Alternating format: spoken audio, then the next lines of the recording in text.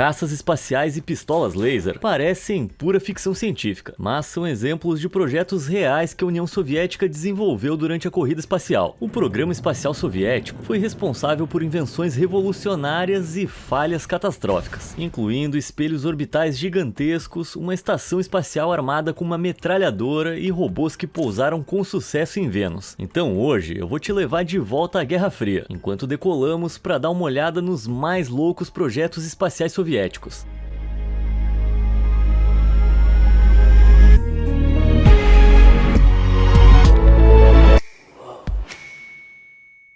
Arma laser. Na década de 1950, a Guerra Fria entre os Estados Unidos e a União Soviética levou à corrida espacial, onde os dois países competiram para ter o melhor programa espacial. A corrida continuou até a queda da União Soviética em 1991 e levou a alguns avanços muito loucos na tecnologia espacial, como quando os Estados Unidos pousaram na Lua em 69 e os soviéticos desenvolveram algumas armas de ficção científica incríveis. Essa arma de raios real é a arma laser com lâmpada de flash pirotécnica, uma arma espacial funcional que disparava um raio laser de mais de 4.700 graus. Isso é quente o suficiente para derreter diamantes. E o dispositivo funcionava como uma arma semiautomática, pois cada tiro usava uma pequena lâmpada geradora de laser, antes que uma nova fosse automaticamente alimentada na câmara. As lâmpadas queimavam em 5 milissegundos, então o raio não durava o suficiente para ferir seriamente uma pessoa. Como resultado, a arma foi projetada para destruir sensores em naves inimigas a um alcance máximo de 20 metros. A arma ficou pronta para uso em 1984, mas de maneira decepcionante os soviéticos nunca levaram para o espaço ou usaram durante uma missão. O governo não explicou por quê, mas pode ser porque a União Soviética começou a diminuir os gastos militares no final dos anos 80, e também porque as relações com os Estados Unidos estavam melhorando, tornando menos necessário levar armas para o espaço. Ainda assim, é uma pena que a arma nunca tenha saído da Terra, especialmente porque eles também desenvolveram uma versão que era tipo um revólver de 6 tiros. Imagina ser um cowboy do espaço. Tanque orbital. Na década de 1960, parecia que os Estados Unidos e a União Soviética poderiam atacar um ao outro a qualquer momento. Então, os soviéticos queriam se tornar a primeira superpotência a construir uma presença militar no espaço. Eles fizeram isso fundando o Almaz, um programa ultra secreto que desenvolveu 3 estações espaciais militarizadas que poderiam ser usadas para vigilância nos Estados Unidos. Isso incluía a Salyut 3, que se tornou a única estação espacial armada do mundo, depois de ser enviada para a órbita com um canhão gigante Richter R-23. A arma foi originalmente projetada para o bombardeiro Tu-22, um jato soviético supersônico que podia voar mais rápido que a velocidade do som com seus 2 motores turbojato. Seu canhão podia disparar até 5.000 tiros por minuto, e os seus projéteis de 14,5 mm pesavam um pouco mais de 200 gramas cada, tornando-a uma arma incrivelmente poderosa. A Salyut 3 foi usada para testar como ela dispararia no espaço, e como a estação não tinha uma torre de tiro, os astronautas tiveram que girar a nave espacial inteira para mirar o canhão. Além disso, o recuo da arma empurrou a estação inteira para trás pelo espaço, então eles tiveram que usar os seus propulsores para neutralizar essa arma poderosa. Ainda assim, apesar das complicações, eles a testaram no espaço em 1975, disparando 20 projéteis na atmosfera. Depois do teste bem sucedido, o trabalho da Salyut 3 estava feito, então a estação inteira foi retirada da órbita e destruída. Os soviéticos nunca acoplaram o R-23 a outra estação, então a Salyut 3 é a única estação espacial que foi capaz de destruir naves inimigas. E esse teste ainda é a única vez que uma arma foi disparada no espaço. Quer dizer, além daquelas coisas que aconteceram há muito tempo em uma galáxia muito, muito distante. Espelho no céu. Alguns chefes são obcecados em aumentar a produtividade dos seus trabalhadores, e os líderes da União Soviética não eram diferentes. Em 1988, eles planejaram aumentar literalmente a duração do dia de trabalho, colocando um espelho gigante em órbita, que refletiria a luz do Sol de volta para a União Soviética à noite. Isso deixaria tudo mais claro depois que o Sol se pusesse, permitindo que seus cidadãos trabalhassem até mais tarde, ao mesmo tempo em que fornecia energia extra por meio de energia solar. Esse satélite foi chamado de Znamia, e o projeto foi iniciado por um engenheiro soviético chamado Vladimir Siromyatnikov, que inicialmente trabalhou no desenvolvimento de espaçonaves com velas solares. Esse conceito envolve o uso de folhas reflexivas gigantes para capturar radiação emitida pelo Sol e usá-la para impulsionar uma espaçonave da mesma forma que um veleiro usa o vento. Vladimir trabalhou nas velas durante os anos 80, mas os soviéticos não estavam dispostos a financiar o projeto. Então ele sugeriu que eles usassem a superfície reflexiva da vela como um espelho. Com isso nasceu o Znamia. E depois de receber financiamento da União Soviética, o projeto finalmente teve seu primeiro voo de teste em 1993, logo após a queda da União Soviética. Incrivelmente, o Znamia enviou com sucesso um feixe de luz de quase 5 km de largura sobre o Oceano Atlântico, Europa e Rússia no meio da noite, antes de terminar o seu teste se destruindo intencionalmente na atmosfera. Este sucesso fez do satélite uma das invenções mais impressionantes da União Soviética, mas infelizmente o próximo voo de teste falhou e o projeto parou quando o governo russo recém-independente não estava mais disposto a continuar com o financiamento. Esta foi uma grande perda para Vladimir, mas acho que foi uma vitória para o cidadão russo médio. Imagina um feixe de luz entrando pela sua janela às 3 da manhã porque o seu chefe quer que você volte a trabalhar. Naves espaciais soviéticas. Quando Star Wars foi lançado em 1977, seus X-Wings e TIE Fighters pareciam ficção científica alucinante, mas o governo soviético deve ter achado o filme bem chato, porque eles estavam desenvolvendo um avião espacial de verdade desde 1965, chamado Spiral Orbital Fighter. Esse pequeno avião seria inicialmente lançado na parte de trás de um jato hipersônico. Então, quando atingisse uma altitude elevada, ele dispararia os seus propulsores para se impulsionar para o espaço. Uma vez que deixasse a atmosfera da Terra, o Spiral supostamente seria capaz de voar a 8 vezes a velocidade do som, enquanto tirava fotos de reconhecimento e disparava mísseis contra alvos no espaço e na Terra. Porém, o veículo era incrivelmente caro e complicado de produzir. Então foi cancelado em 1978, antes de ser testado em órbita. O conceito de um avião espacial reutilizável sobreviveu em 1988 com o Orbitador Max, uma nave espacial proposta que foi projetada para transportar carga em órbita para reabastecer estações espaciais. A nave espacial reutilizável seria transportada para uma altitude elevada na parte traseira de um gigantesco avião AN-225 Mriya. Então o Max se separaria do avião e se impulsionaria para a órbita usando combustível auxiliar em seu tanque de combustível gigante em forma de Zeppelin, que se desprenderia e cairia no chão após o uso. Infelizmente, o Max nunca voou, e em 1991 também foi cancelado devido à falta de financiamento, porque a essa altura a União Soviética tinha gasto todo o seu dinheiro em outra nave espacial, uma que eles roubaram dos Estados Unidos.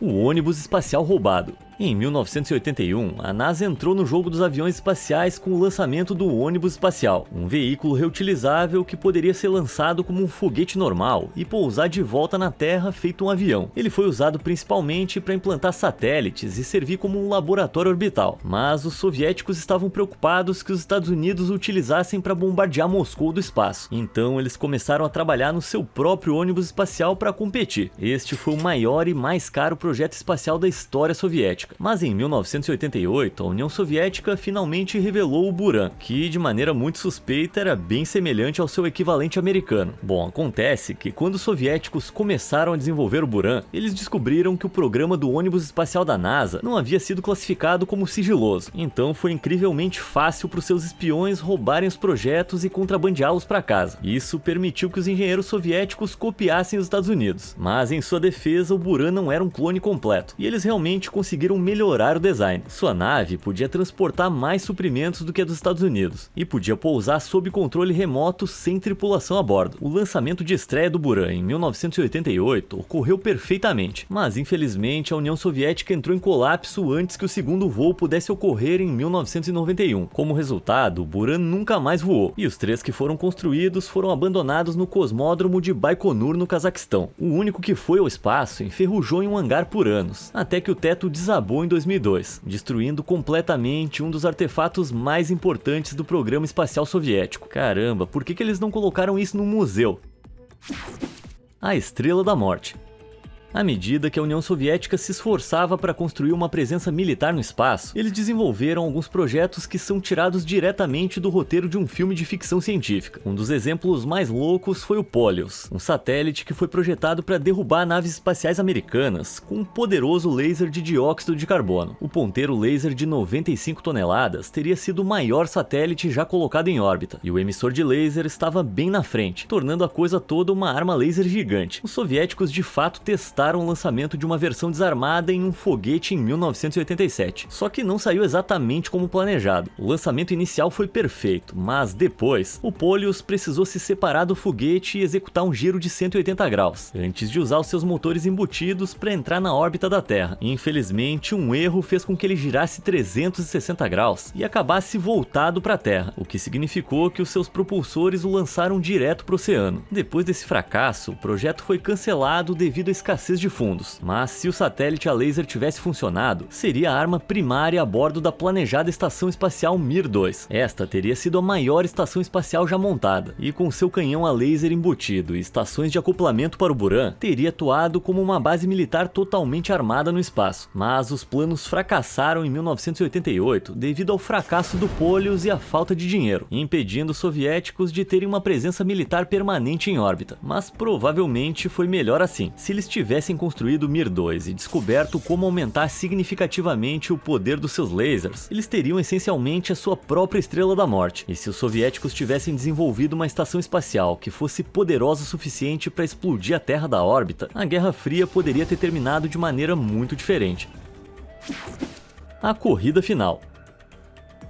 Em julho de 1969, a NASA estava se preparando para vencer a corrida para a Lua, ao lançar Neil Armstrong, Buzz Aldrin e Michael Collins na Apollo 11. Os soviéticos já haviam pousado a sua sonda não tripulada Luna 9 na Lua e tirado algumas fotos em 1966, mas a Apollo 11 ofuscaria suas conquistas. Então a União Soviética fez um movimento estratégico, lançando outra missão lunar 3 dias antes dos americanos deixarem a Terra. Sua nave Luna 15 não era tripulada, mas eles esperavam usar o seu braço robótico para coletar algumas rochas lunares e vencer a Apollo 11 ao voltar para casa para fazer a conquista da NASA parecer menos impressionante. Isso significava que a corrida espacial teria uma corrida final, já que a Apollo 11 e a Luna 15 voaram para a Lua ao mesmo tempo. Os soviéticos alcançaram a órbita lunar primeiro, mas atrasaram o pouso devido ao terreno irregular no local. Enquanto esperavam, os americanos chegaram à superfície e se instalaram. Então os soviéticos forçaram o pouso, o que fez que a Luna 15 colidisse com a Lua a 480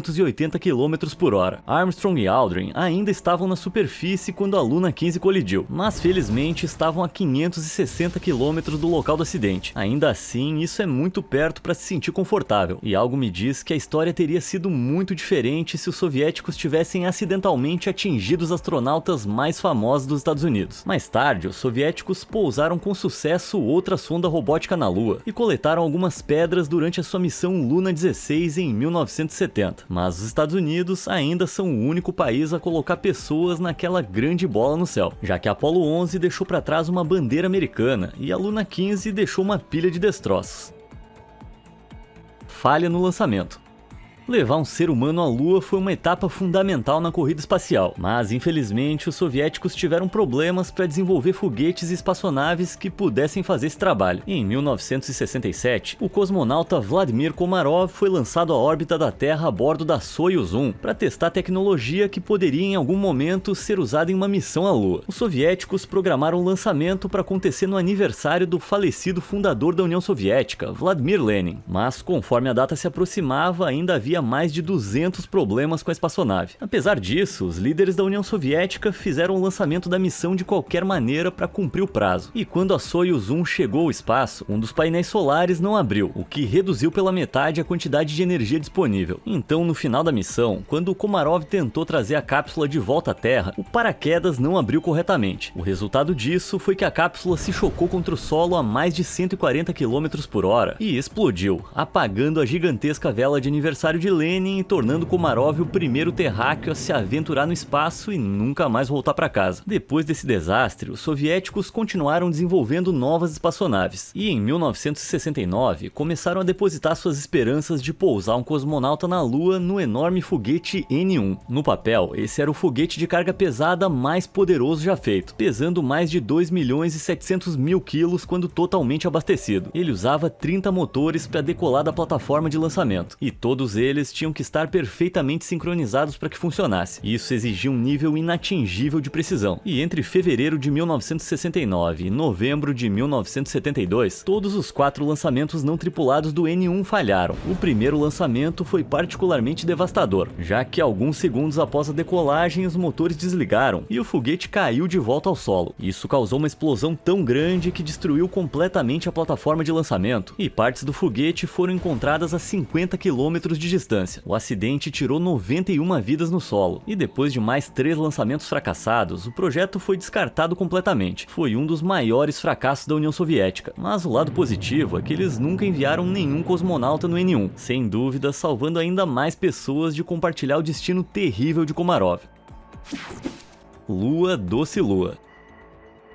Os soviéticos perderam a corrida espacial quando a sua nação se dissolveu em 91, mas eles começaram em 1957, lançando o primeiro satélite feito pelo homem em órbita, uma esfera primitiva do tamanho de uma bola de basquete, chamada Sputnik 1. Esse foi um grande avanço nas viagens espaciais, e o sucesso deixou os soviéticos tão confiantes que no mesmo ano anunciaram que seriam capazes de construir uma base permanente na Lua em um futuro próximo. Eles então começaram a desenvolver Zvezda, uma base lunar conceitual que seria alimentada por energia nuclear e painéis solares gigantes. No interior, Zvezda teria espaço para 12 pessoas viverem confortavelmente, com uma estufa para ajudar a oxigenar o ar e uma instalação de reciclagem de água para manter os cosmonautas hidratados. Agora, a Lua não tem uma atmosfera para bloquear a radiação do Sol, então sua superfície é exposta a 150 vezes mais radiação cósmica do que a Terra. Para neutralizar isso, partes da Zvezda teriam sido completamente enterradas sob o solo lunar, que evitaria o Sol mortal e protegeria ainda mais a base contra meteoritos perdidos. Os soviéticos realmente pensaram no plano, mas em retrospecto era incrivelmente ambicioso pensar em construir uma base lunar na década de 1950. A União Soviética nunca conseguiu pousar uma única pessoa lá na superfície, então eles não foram capazes de construir Zvezda, e provavelmente deveriam ter tentado visitar a Lua antes de fazer planos para construir algo nela.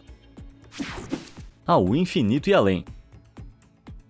Muitos países estão atualmente trabalhando em missões para Marte, com o objetivo final de mandar astronautas ao planeta vermelho. Mas os soviéticos estavam muito à frente do seu tempo e começaram a desenvolver planos para uma missão tripulada a Marte na década de 1960. Seu plano mais louco envolvia o MPK, uma nave espacial proposta de 1.800 toneladas, movida a energia nuclear, que teria que ser construída no espaço. A nave gigante foi projetada para pousar uma tripulação na superfície de Marte para uma missão de 30 meses. Então precisava de muitos suprimentos. No entanto, o maior foguete que os soviéticos desenvolveram foi o explosivo N-1, que só podia carregar um peso máximo de 95 toneladas. Ele não conseguia levantar o MPK de 1.800 toneladas, o que significava que a nave espacial teria que ser construída peça por peça em órbita, já que o N-1 fez 20 lançamentos separados para mover todos os componentes para o espaço. Infelizmente, como sabemos, o N-1 tinha o hábito de explodir, e os soviéticos nunca conseguiram lançar o foguete com sucesso. Então lançar 20 provou ser algo inviável, e quando o N-1 foi cancelado, o projeto MPK também foi descartado. Ainda assim, nem tudo é desgraça e tristeza. E quando os soviéticos fizeram planos para explorar Vênus nos anos 60 e 70, eles foram incrivelmente bem-sucedidos. A superfície de Vênus tem uma temperatura média de mais de 460 graus, então é impossível para um astronauta pousar no planeta e sobreviver. Mas o programa soviético Venera enviou com sucesso uma série de sondas robóticas para Vênus em pequenos foguetes não tripulados. Eles começaram a lançar sondas em 1961, e após uma série de falhas e pousos forçados, a Venera 7 pousou suavemente na superfície do planeta e começou a transmitir dados em 1970. A partir daí, o programa foi um grande sucesso, e em outubro de 1975, a Venera 9 pousou em Vênus e enviou de volta as primeiras fotos tiradas na superfície de outro planeta. Os estudos soviéticos de Vênus também ajudaram a confirmar teorias de que a pouco mais de 60 quilômetros acima da superfície mortal do planeta planeta, há uma seção da sua atmosfera onde a temperatura e a pressão são muito semelhantes às da Terra. Isso levou a uma teoria de que a União Soviética poderia, em algum momento, usar dirigíveis gigantes para estabelecer cidades flutuantes nessa parte habitável da atmosfera de Vênus. Os soviéticos, obviamente, não tinham tecnologia para isso, mas a NASA está atualmente trabalhando em uma versão desse conceito de dirigível, e alguns cientistas modernos acham que esse poderia ser um método viável de colonizar outro planeta no nosso sistema solar. Então, há uma chance de que em um futuro distante, os humanos vivam em colônias flutuantes em Vênus que foram originalmente concebidas por uma civilização há muito perdida, conhecida como União Soviética.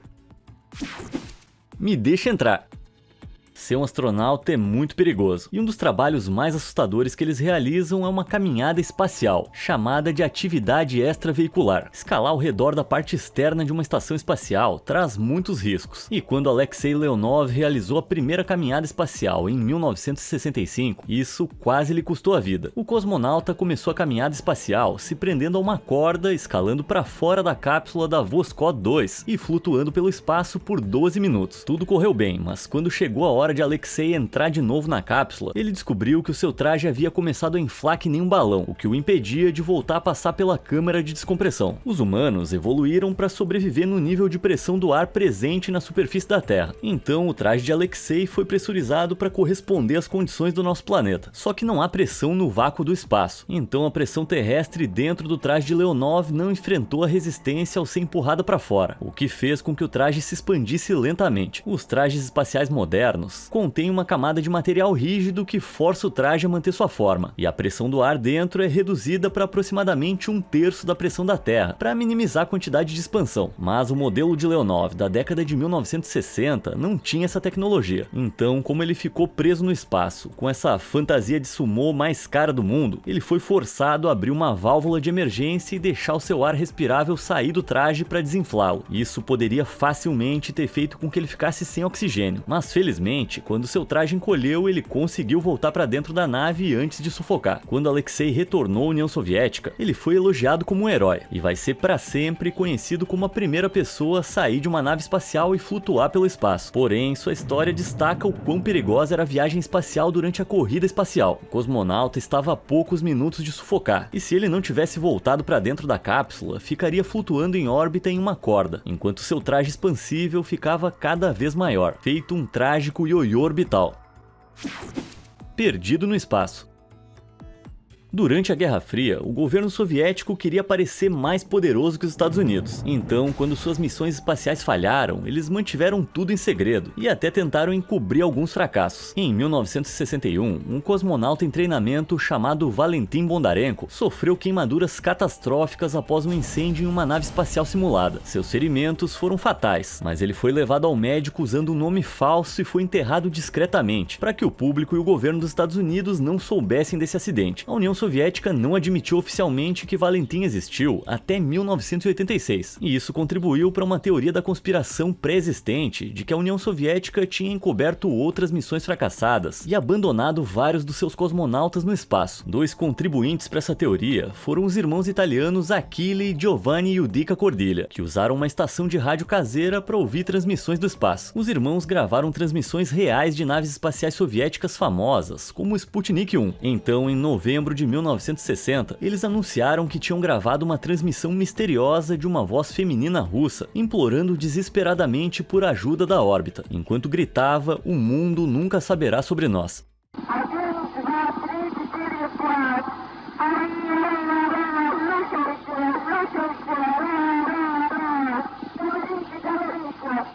Oficialmente não havia cosmonautas russos no espaço na época, então quando os irmãos compartilharam gravações da transmissão, isso atraiu muita atenção da mídia e os transformou em pequenas celebridades. Os irmãos divulgaram mais gravações de respirações e batimentos cardíacos que supostamente haviam captado da órbita, e as pessoas começaram a teorizar que a União Soviética tinha abandonado vários cosmonautas no espaço após uma missão fracassada. A teoria cresceu em popularidade, embora de maneira suspeita ninguém mais tenha gravado essas transmissões. gravações. E os russos que ouviram a gravação da cosmonauta declararam que ela tinha um sotaque russo terrível, que estranhamente soava meio italiano. Como resultado, a maioria dos especialistas acredita que, embora os russos tenham encoberto o incidente de Valentin Bondarenko, provavelmente não houve cosmonautas perdidos flutuando em órbita. E os irmãos Cordilia inventaram a história só para chamar atenção. Ainda assim, a teoria de que a União Soviética abandonava seus cosmonautas meio que se tornou realidade quando a União Soviética caiu e o seu último astronauta ficou preso em órbita. Sergei Krikalev ainda estava a bordo da Estação Espacial Mir em 1991. Então, quando a União Soviética se desfez, ele tecnicamente não tinha um país para retornar. A Rússia recém-independente estava passando por um caos político, então eles não priorizaram trazer Sergei para casa, e ele ficou na estação por 311 dias. Eles finalmente organizaram seu resgate em março de 1992, e Sergei conseguiu pousar de volta na Terra, mas ele nunca voltou para a União Soviética, já que o seu país havia sido mudado, a sua cidade natal, Leningrado, tinha sido renomeada para São Petersburgo e ele se tornou o último cidadão da União Soviética. Tudo por causa de um acidente que o tornou o único cosmonauta náufrago que foi genuinamente abandonado no espaço.